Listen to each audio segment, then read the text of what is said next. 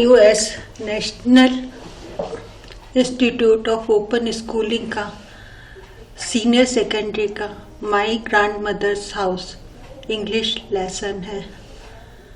What are the things your grandmother did for you when you were a child. आपकी दादी माँ आपके लिए क्या करती थी जब आप बच्चे थे। What memories do you have of the time you spent with her. आपकी क्या यादें हैं उनके साथ उस समय की जो आपने उनके साथ बिताया था। Now let us read the poem my grandmother's house. The poet remembers her grandmother and wishes that she were alive to love her, to make her feel wanted. Here is the poem. अब हम यहाँ पर poem पढ़ेंगे माई grandmother's house. यहाँ पे कवियत्री poet जो हैं वो अपनी दादी माँ को याद कर रही हैं और सोचती हैं अगर कितना अच्छा होता अगर वो जिंदा होती तो उन्हें प्यार कर पाती। पोयम है अब आगे। There is a house now far away where once I received love, the woman died, the house withdrew into silence, next moved among books, I was then too young to read and my blood turned cold like the moon.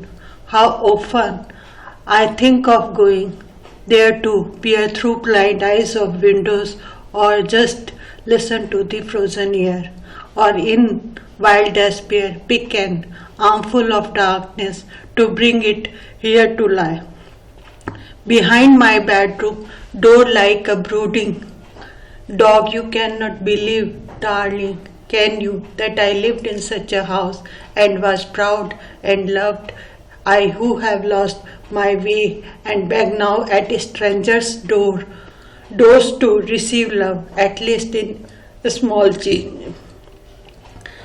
यही बहुत दूर कहीं एक घर था जहाँ कभी मुझे बहुत प्यार मिला, वो औरत मर गई।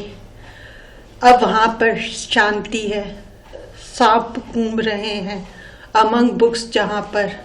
आई वॉज देन टू यंग, जब मैं बहुत छोटी थी पढ़ती थी। मेरा खून ऐसा ठंडा हो गया है जैसे कि चांद। मैं प्राय सोचती हूँ वहाँ जाने की, विंडोज से छुप के देखने की, फ्रोजन एयर की साउंड, ठंडी ठंडी हवाओं की साउंड सुनने की। निराशा है, अंधेरा है।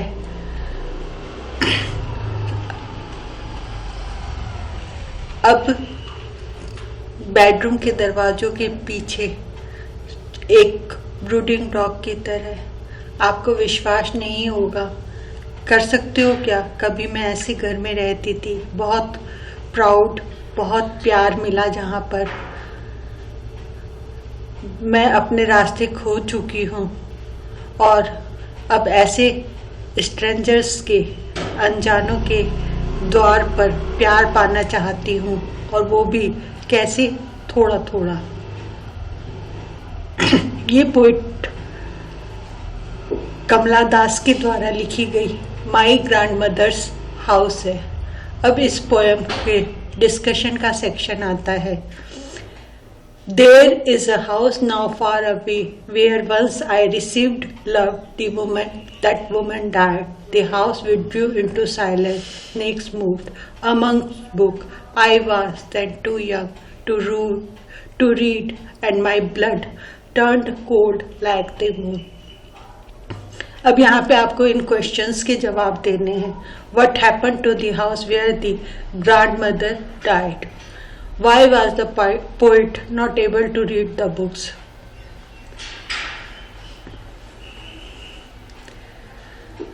यहाँ पर आप देखते हैं एक्सप्रेशन आया है My blood turned cold like the moon। यहाँ पर खून जो है उसके ठंडेपन को पोइट जो है वो मून से कंपेयर कर रही है। यहाँ पर लाइक वर्ड का यूज किया गया है। लाइक वर्ड यूज करते हैं यहाँ पे कंपैरिजन के लिए। कंपैरिजन है दो चीजों के लिए। जब हम इस तरह से कोई कंपैरिजन करते हैं, जैसे लाइक लगाकर, ये एज लगा के, तो ये एक लिटरेरी डिवाइस बनती है जिसे कहते हैं सिमिली। सिमिली जो होती है ये किसी पर्टिकुलर क्वालिटी को हाईलाइट करने के लिए करेक्टरिस्टिक्स या किसी चीज का फीचर उसको हाईलाइट करने के लिए यूज की जाती है। जैसे कि आप एग्जाम्पल देखो, यहाँ पर लिखा है he is as brave as a lion, वो ऐसे बहादुर है जैसे कि शेर। Place was silent like a grave, जो जगह है वो ऐसी शांत है जैसे कि कब्र। अब नेक्स्ट पार्ट देखो पोएम का क्या है कि यहाँ पर लिखा है कि how often I think of going, प्राय मैं सोचती हूँ वहां जाने की। There to peer through blind eyes of windows, खिड़कियों के छोटे छोटे हिस्सों से झांकने की। Just listen to the frozen air, वहां पे जमी हुई ठंडी हवा को सुनने की। और यहाँ पे निराशा है, pick an armful of darkness to bring it here to lie, behind my bedroom doors like a brooding dog. अब यहाँ पे इन टेक्स्ट क्वेश्चंस आते हैं। पोएट जो है वो घर वापस जाना चाहती है, to peer, to listen, to pick. ये सब क्वेश्चंस आपको पूरे करने हैं। इसके बाद डिस्कशन सेक्शंस में आता है। Now we will read the third part of the poem and इन क्वेश्चंस के जवाब देने होंगे आपको आगे चलकर। You cannot believe darling, can you, that I lived in such a house and was proud and loud, I who have lost my way and back now at a stranger's doors to receive love, at least in small change.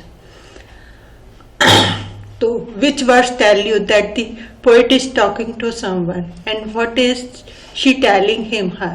In the last 3 lines of the poem, poet thinks of herself as a beggar. यहाँ पे वो क्या चाह रही है, क्या मांग रही है, और स्मॉल चेंज से यहाँ पे उनका क्या मतलब है। अब यहाँ पे आपको ओवरऑल क्वेश्चंस मिलेंगे, इनको आपको करना होगा और इसके बाद में चेक किया, और आप इन टेक्स्ट क्वेश्चंस के आंसर्स जो हैं वो चेक कर सकते हैं। और ये लेसन जो है आपका कवर होता है।